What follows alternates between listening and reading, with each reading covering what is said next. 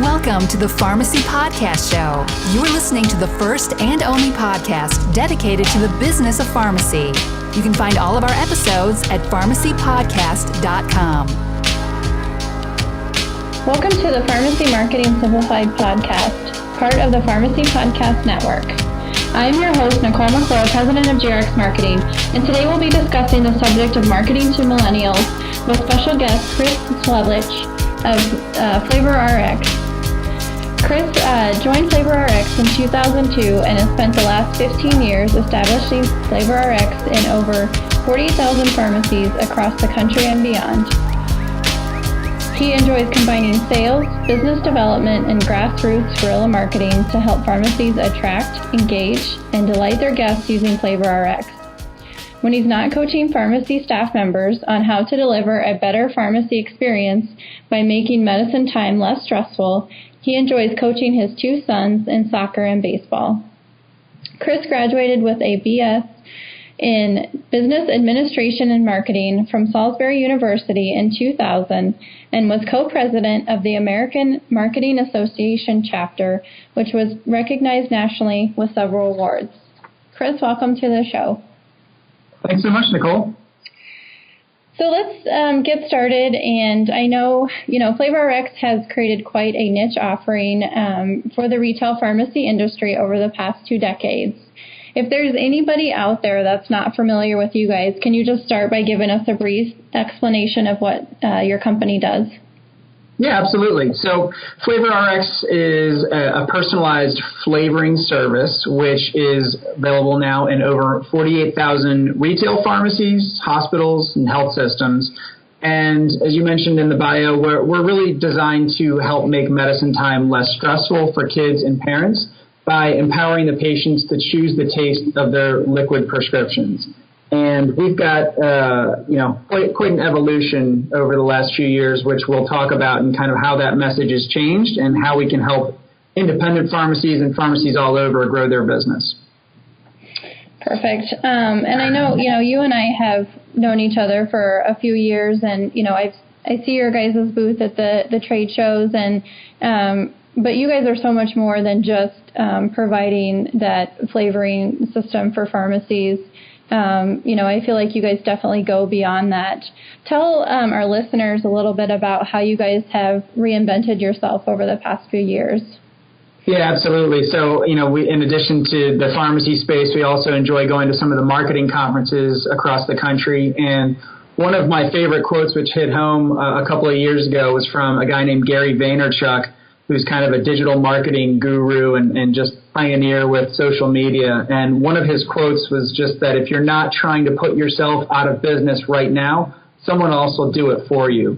So we've kind of approached our business that same way over the last 10 years or so to kind of evolve beyond simply making bad tasting medicine taste better.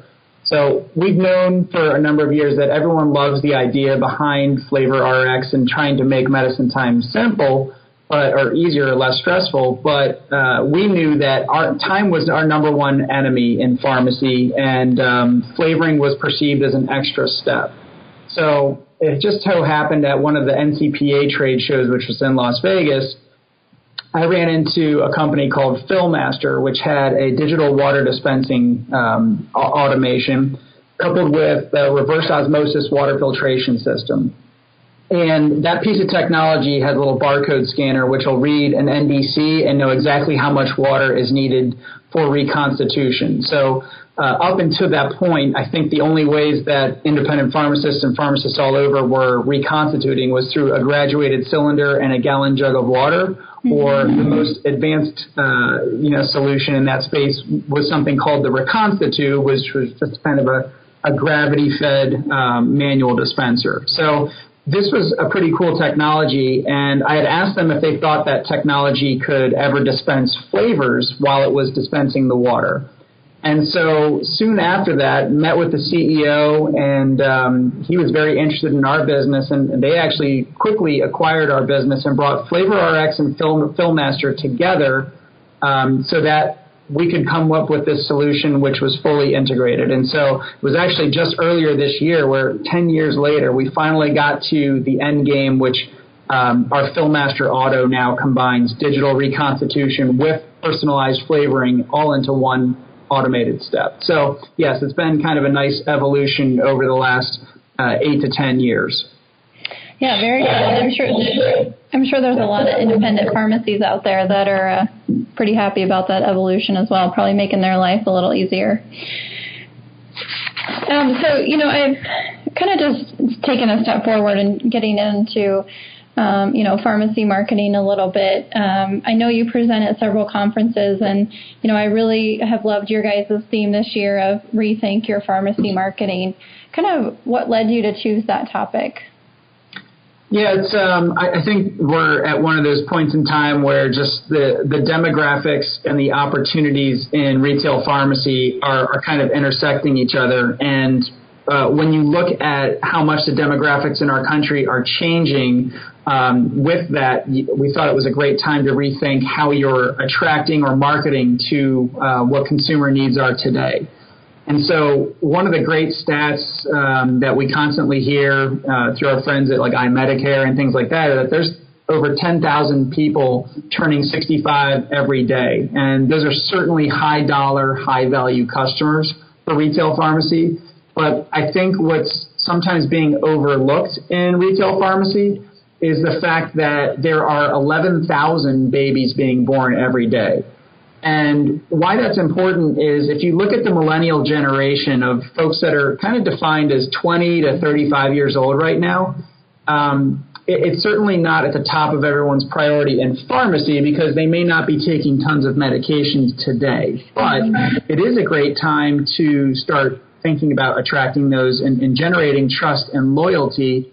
And I know we both have children, and when you first have your first child, you have so many questions. And so building a relationship with a pharmacist that you know and trust is a great way to establish yourself as that health and wellness expert for the next generation of shoppers. So we kind of themed out this Rethink Pharmacy Marketing, and we're just aiming to educate pharmacy owners about the differences in consumer behaviors with this new generation of millennials, along with the new ways to attract, retain, and delight them. Because when we go to marketing conferences or we go to pharmacy conferences, sometimes we hear folks still talking about, print ad or, maybe using radio and things of that nature.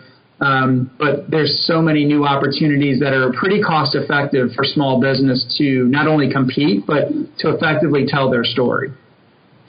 Yeah, and I think, that powerful stat that you used on millennials about being so many, 80 million, that just kind of proves that that's a demo that can no longer be ignored. I think a lot of times you and I probably have similar conversations with pharmacy owners that, they want to wait and target those people when they're older, maybe not till 40 or, they're on multiple medications, but just like you said, kind of, you can't wait. The time is now. So it's really great to see you guys kind of getting that message out there.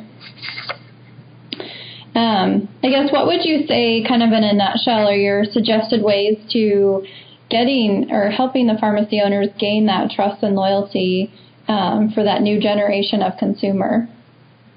Well, it's another thing that's kind of opened our eyes was, I think it was in 2012 rather, Drugstore News ran an article saying that 90% of consumers were choosing their primary pharmacy based on location, meaning whatever was the closest pharmacy to their home.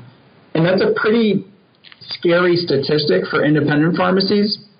We can't be the closest to every home in our community, and we need to rely on the fact that we differentiate based on service rather than convenience or location. And I think the timing is great because I think J.D. Power just came out a week or two ago saying that the top 3 quote-unquote chains in retail pharmacy that had the best guest satisfaction were Good Neighbor Pharmacy, Health Mart, and Medicine Shop. And so I think that's a great story that's not being told to the general public. So we all know that in the industry that independents are offering, better services and have deeper relationships with customers, but we're not telling that effectively in our communities to get new customers. So I think there's a tremendous opportunity to leverage our existing loyal customers to go onto social media and to leave online reviews and to tell their networks of friends and family how great your pharmacy is. And this is why I drive that proverbial extra mile to come to, whatever pharmacy it might be. So there's a great quote by another gentleman named Jonah Berger that we use in our presentations, that top of mind is tip of tongue. And if your surrounding community all thinks of you and your pharmacy as the health and wellness destination, and you personally as the health and wellness expert, when there is a time of need, when they have that moment of truth that they need a prescription or they have a question about medications, they're going to be coming to you versus the guy across the street. Yeah, great points that you hit on there. But I guess, can you tell me a little bit more about how you think FlavoRx fits into those strategies to help the independent pharmacy owners offer that better service, pharmacy experience, and build those deeper relationships with their patients?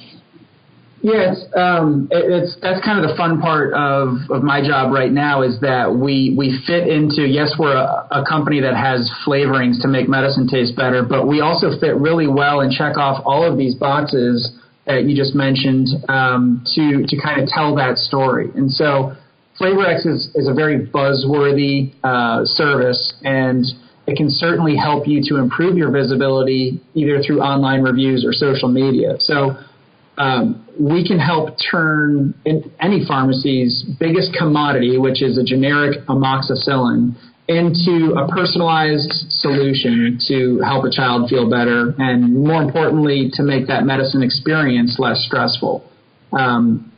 If you have kids out there and you're listening, everything goes smoothly when you're giving your kids medication until that first negative occurrence. And then after that, medicine time officially becomes a real stressful experience. And so if you have the tools to ask mom or ask the child, hey, what's your favorite flavor? You're showing the patient and the parent that you care and you want to make that medicine taking experience less stressful for the entire family.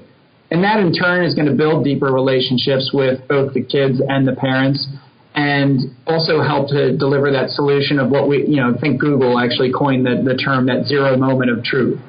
Zero moment of truth is just when you identify that you have a need, you're probably Googling something, or you're turning to your social network and saying, what do I do? My kid's sick, or my kid's spitting up their medicine. So additionally, what we're telling in our presentations, is that as a pharmacist, suggesting probiotics to accompany that amoxicillin, even if the parent doesn't make an immediate purchase there, they're going to remember that you were trying to help them. And again, as a parent, I can say that first time you do get the probiotic with an amoxicillin, you won't forget to keep getting that probiotic with your amoxicillin. So. Right. Yeah. And just when you were talking, I can think of a couple times when our son was younger and medicine didn't taste so good, and it was definitely a struggle. So I think a lot of us out there can relate. So earlier you had mentioned that, the millennial customers like to share their experience with friends and family. How do you feel like that's changed from past generations? Well, I don't know about you. I'm just outside of that millennial cutoff, so not quite in that group. However, when we were growing up and hearing our parents talk about positive or negative retail experiences, I think the stat back in the day was that they would share that 8 to 10 times with friends and family, whether that was at a dinner party or on the sidelines of the kids' soccer games. Nowadays, when you have a really positive or a really negative retail experience, you put that post online and it's immediately broadcast to the hundreds within your social network, but it's got the potential to be something, if it's crafted the right way, to go viral and be viewed by thousands or millions. And so when a child is sick, the first thing that millennial moms are doing is they're turning to their social networks looking for either tips or advice or sympathy, which lends a great opportunity for someone in that network to reply back with, hey, did you know you could get your medicine flavored at XYZ pharmacy? So one of the quotes that we started coining was that word of mouth is temporary, but online posts are permanent. And so what we mean by that is that 90% of millennial moms are sharing those retail experiences today, and they're currently sharing at over 10.5 times a month on their social networks. So every interaction in your stores have the potential to end in either a positive or a negative rant or rave online. So you need to make sure that each one of your employees, your technicians, and register folks are committed to delivering that great in-store pharmacy experience with each and every customer interaction. Because if someone on your staff has a bad day, that has the potential to be posted online, and that could be the one that that gains some traction. Equally, and what we're helping with our customers today is, let's be proactive and let's get all of our loyal customers that have been coming here to years to proactively start those conversations online and give little examples of how great you are and how you go that extra mile and how you show that you care. So if you can get some online reviews, both at Yelp, on Google reviews, and even on your own Facebook page, that's a great way to counteract what could potentially one day be that one negative review that comes on from just one-off type of bad experience. So if you don't know what your online reviews are right now, look up your own pharmacy through a millennial's eyes by just Googling, what's the best pharmacy near me? And if your pharmacy is not showing up at the top of that search on Google and you don't have reviews already there, then you basically don't exist as far as your digital footprint goes, as far as millennials are concerned. So we can talk more in a future webinar about some strategies that get into more depth about those types of campaigns. Yeah, I think, you bring up a really good point where, a lot of pharmacy owners, I think, even struggle with how to be on Facebook or Google or that sort of thing. But again, it's one of those things that you just have to do, because so many people are relying on, social media as kind of a search engine as well, where, they're going and typing pharmacies in the area. And if your pharmacy doesn't pop up, if they don't know the area, they're just going to assume that you're not open or don't exist. So kind of just interesting how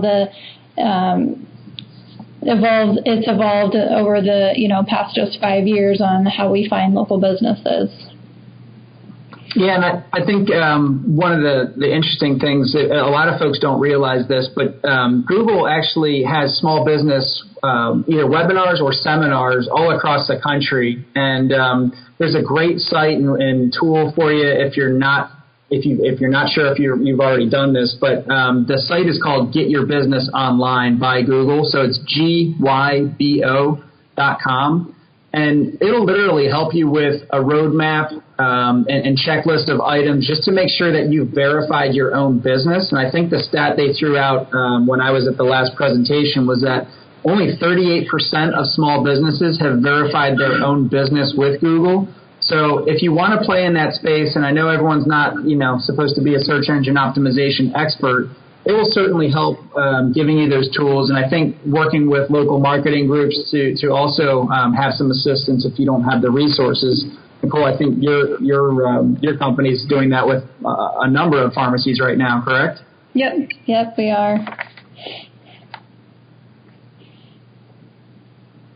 Yeah, we can definitely help those that are out there that, maybe aren't how to get started, and or maybe they've kind of plateaued with their social online marketing plan. So. Yeah, I think we've had a lot of folks at trade shows come up and just say, hey, I don't know the first thing about, social media or just search engine optimization, but a lot of times a great place to start could just be with someone on your staff. If you've got younger employees that are working with you, kind of empowering them to take the lead on, this type of a task. It could be a nice kind of team building experience to put a digital marketing strategy together, and certainly, getting some help and guidance from the experts in the community as well with some of the agencies. Mm-hmm. I know online is, definitely important, especially for the millennials. But do you have any other ways or suggestions that pharmacy owners can kind of tap into that market locally? Outside of online? Yeah. Yeah, I mean, just improving your visibility in the community. This is one of my favorite things, is kind of that grassroots guerrilla marketing approach. And We've done other presentations just specifically on this, just 10 ways to kind of get out of your pharmacy and improve that visibility. So if new customers aren't coming into your pharmacy today, then you've got to go out and find them in the community. And what I mean by that is partnering with some other locally owned businesses that may be attracting younger families. And with our FlavoRx service, one of the tie-ins that we do is we make a little compliance chart. So when a child gets their medications flavored, they go home and check off all the boxes to make sure they take their medicine. And we try to get independent pharmacies to find a locally owned ice cream shop or either frozen yogurt, Italian ice cream, any type of a treat where it's very easily. Sorry, let me just start over. I thought I disconnected this, but it's still running. Not even possible. There we go. All right, I'll start again. You were asking about getting out in the community? Yeah. Okay. Got it. All right.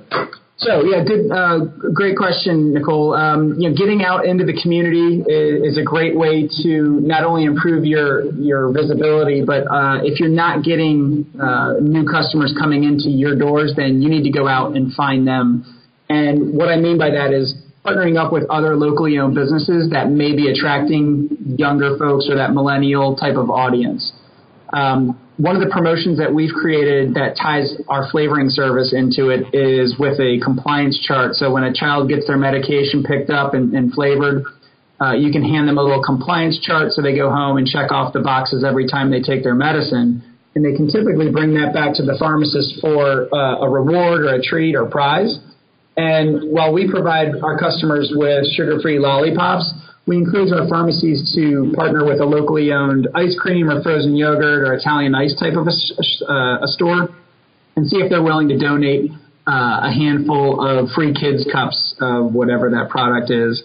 And so you can promote that on social media and vice versa. You can kind of collaborate with that other shop. If it's an Italian ice place on their social media, they can tell all their customers, hey, if you want your next kid's Italian ice free, go pick it up at, Jim's Pharmacy. And so it's a great way to collaborate and cross-promote with other locally owned businesses. And after all, you guys are all, going after the same community of shoppers. So if there's some really good locally owned businesses out there, find ways to strategically partner with them to improve your visibility. And a couple other examples real quick. If there's a local barber shop nearby, a lot of our customers will take the FlavoRx lollipops and they'll put a little sign at the register. And I know every time my kids get their haircut, they get a lollipop at the end. And when you see that independent pharmacy's name or whatever, it's just a great tie-in to the rest of the community. Yeah, great ideas for sure. And, I think what I love about those ideas, too, is that they're all low cost. It just takes that effort of connecting with that other local business owner, but it's not going to be a big expense for the pharmacy owner. Absolutely. And I don't even think I mentioned just doctor detailing. I mean, that's kind of a given. If you're not getting younger patients into your pharmacy, finding the top prescribing peds should be one of the first things that you do, especially with this being the back to school season. And we provide all of our customers with doctor detailing kits. So you don't have to spend hours trying to put together a little gift basket or a package. You just simply go to those prescribers, introduce or reintroduce yourself, and let them know about the services and why they should be sending their patients to you. Sounds great. So I guess kind of something that you and I are both seeing in the next evolution of digital is using videos for marketing. Kind of what's your thought is trying to integrate those into a marketing strategy? Yeah, I mean, I think video content, every time we go to these conferences, it's growing so fast right now. And even audio content, just like this podcast, our lifestyles are changing. We're always on the go, and you might not have as much time to sit down and actually read, the paper, let alone a blog or anything like that. So on your Facebook page, if you have a lot of recurring questions from your customers, if you want to talk about the allergies in your community or just what's going on in your community, posting a couple 2 to 3 minute little nuggets on your Facebook site is a great way to start building your audience and putting out content. And again, you've got something great as the local pharmacist. You are the health and wellness expert. So take that on, turn yourself into a little, pharmacy vlogging rock star, so to speak. So I'm sure we've got some pharmacy owners that are listening to this podcast, and they're thinking, well, everybody in my community is older and aging, or for the most part, my existing customer base is older. So is it really necessary for me to dedicate resources towards rethinking pharmacy marketing? And what's your response to that?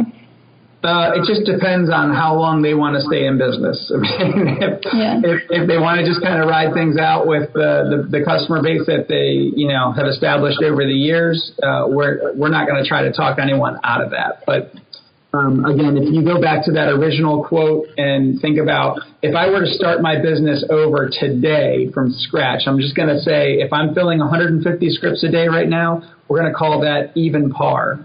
How many new scripts can I get moving forward and through new families and things like that are in the area? I think the misconception that we get a lot at trade shows is when folks are looking at an acute service like flavoring, which is really targeted towards millennials, the kids of millennials.